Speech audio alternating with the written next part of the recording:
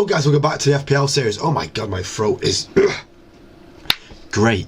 Time to talk about defenders and goalkeepers. Like last year I put this video as one video for goalkeepers, one video for defenders, but I feel like you need to look at it as an intertwined because I don't want to pile up goalkeepers on the same defenders. So I've kind of got to figure out who I want in defence, followed by who I want as my goalkeeper. So I think I've got to start with the defenders potentially. And about like who did well last year, defensive wise, clean sheet wise, knowing who's going to start and who's like guaranteed to get the game time. I think it is difficult still. I think my first choice actually going for anyone this year was Tarkowski, just down to the fact that he has these the new defensive contributions. I don't think it comes up on here because obviously it doesn't show it from last season, but obviously 105 points last year, 170 points, you know, constantly breaks the 100-point mark, and now with these defensive contributions I think he will be making that mark. 5.5 mil is an easy choice to go into the team. It's an easy choice to go into the team for me. We're going to follow it with looking at potentially some new signings. Obviously there has been a few for City and a few for Liverpool. I want to look at Liverpool. Liverpool were, you know, chasing the clean sheets away last year. Obviously Van Dijk, Kerkez, Kanate, Robertson, Shimigas, Bradley. But there's one on another page there, Frimpong, there, actually 6 mil. You can't see him, but Frimpong obviously never really done anything in the Prem, but just looking at like what he can do. But main issue is he is competing with Conor Bradley, who had 7 starts last year, 10 starts here before. That's when he's competing with Trent, someone who we know was confirmed to be playing in his Liverpool team. I think the safer options really are Kanate and Van Dijk. Kanate finally making the 30 appearance mark last year, 1 goal, 2 assists. But Van Dijk, you know what Van Dijk does. You know, he got 3 goals last year. Plenty of. In all fairness, though, I think defensive contribution wise, I think Kanate might just pip it at 5.5 mil. It might be worth having a look at that for myself. Another team that always keeps the clean sheets is Arsenal. We know how good Arsenal are with their clean sheets. So looking at that, obviously we got Saliba is always a good option. 130 points last year, 164 points here before, 117 points. 2 goals, 2 goals, 2 goals. You know, consistently gets 2 goals. A nice start to the season. Gabriel, obviously 3 goals, 3 goals. I thought, you know, people think Gabriel gets more goals, but apparently not. Only 28 starts last year, but still getting 117 points. Obviously faring with his injuries. During Timber, 27 starts, and to me, it seemed like he would be getting more game time, but obviously Ben White is still there. Lewis Skelly is also competing for a place that, you know, Calafiori as well. I think the safe options in terms of looking at Arsenal players here is Gabriel and is Saliba, and I think Gabriel just pips it for me. And after that, I've kind of got to look at fixture farming and seeing who has good fixtures that rotate with my defenders here, because you can see Kanate against Bournemouth I'm happy with, and Tarkowski against Leeds I'm happy with, but Gabriel against United I'm not happy with. So I do need someone who's I don't like that. Obviously I don't like how as well. There we go, fixtures, we can actually see the full fixture list. Obviously I won't be using Gabriel for game weeks 1, 3, 5 or 6. 1, 3, 5, 6.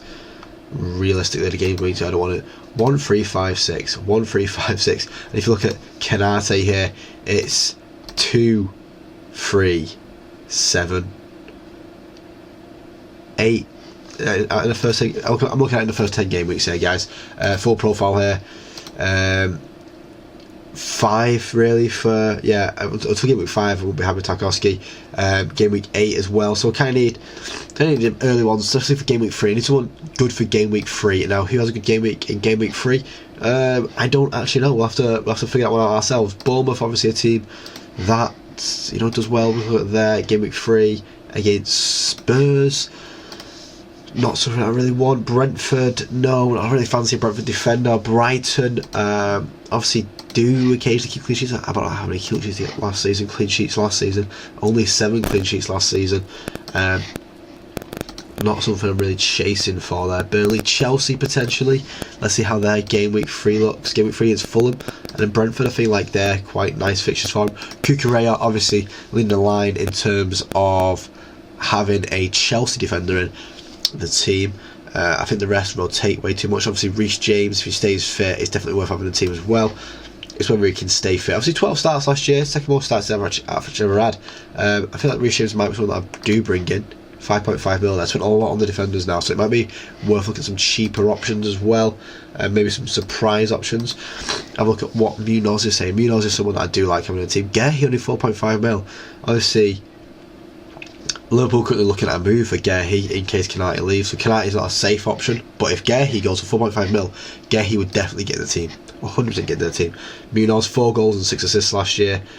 Game week 3 is not looking nice for him, but the game weeks 4, 5, you know, it's a sticky one with him. I won't put him in for now, but he's someone that could easily come out of the team. We're just going to look at the other options. Everton, we've already got Tarkowski in Fulham. Obviously, Robinson last year was a major points hauler. Their game week 3 against Chelsea, though, that's not something we fancy at all. Leeds, not really fancy. I think Leeds, City can do stuff early on the season. Obviously, Vardiol, Nori, really good option. Ruben Diaz, Mateus Nunes at 5.5 mil, but Enrico Lewis is going to be in the team as well. Nico O'Reilly's going to be fighting for a place in the team. It's a very you have to deal with pep rotation, and that is always an issue. Obviously, Trafford moving to Man City as well means you got more pep rotation to the goalkeepers as well now. Nori seems like a good option. It feels like he's going to fit that pep system really well, but it's just not the nicest of starts for City, so we're not going to delve too much into City and how they're going to do so far. United, obviously, two good options. I think Dorgu would be a pretty good option. Only 18 points last year, 4.5 mil, but he just, in pre-season, he's looked like a bit of a powerhouse. He looks like he's going to be able to push some things around. Obviously, Burnley in that third game week could be an option. We definitely will shortlist it. He's already on the watch list. Good stuff. Obviously, Dallo as well, our main star, 4.5 mil, same price as Dorgu. A lot of our defenders pretty cheap this year, which is nice to see. Dallo, 4 assists last year, no goals. Sadly, he had a few chances where he probably could have scored goals. But Dallo and Dorgu definitely do provide some options for me to even consider. I apologise about those. Newcastle had an up and down transfer window. But obviously, Tino Livramento and Lewis Hall, both good options in there. Obviously, game week 3 there, game week 4 against Leeds and Liverpool, not bad options.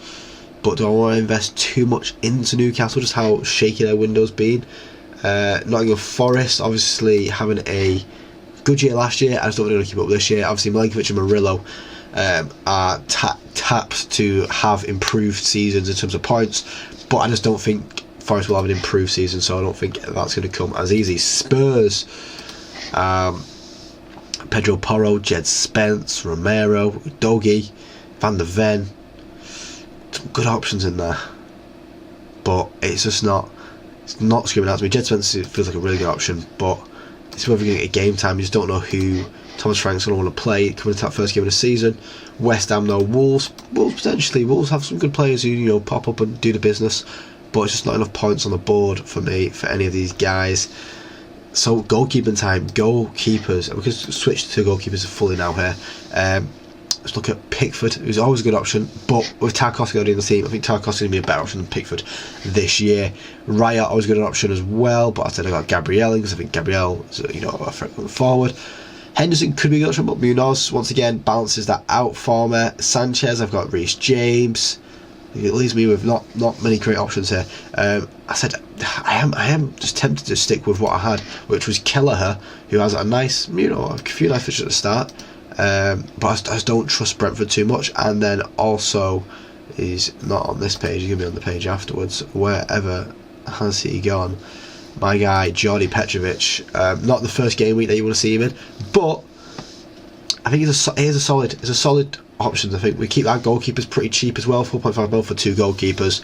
Usually I go big on a goalkeeper and then just keep them on the side, but I've gone with 2 relatively rotational options. If we look at Petrovic's games,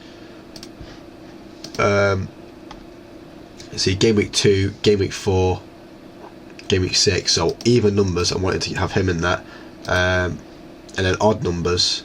I'm very happy with having Kelleher in that for the odd numbers as well, even though they are away fixtures. They are still nice fixtures for him.